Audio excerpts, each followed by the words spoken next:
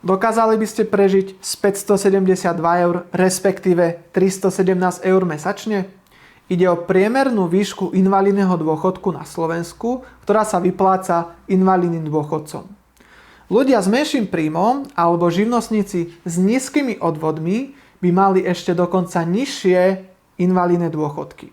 No a z týchto sum sa naozaj, povedzme si pravdu, nedá prežiť.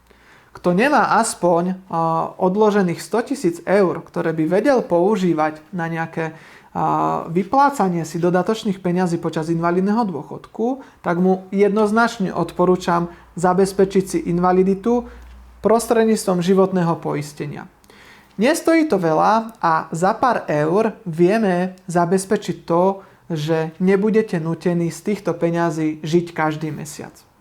Ak chcete viacej informácií o invalidite, ako si ju zabezpečiť a ochrániť sa pred takýmto rizikom, tak mi napíšte do komentára slovo invalidita a ja sa vám ozvem.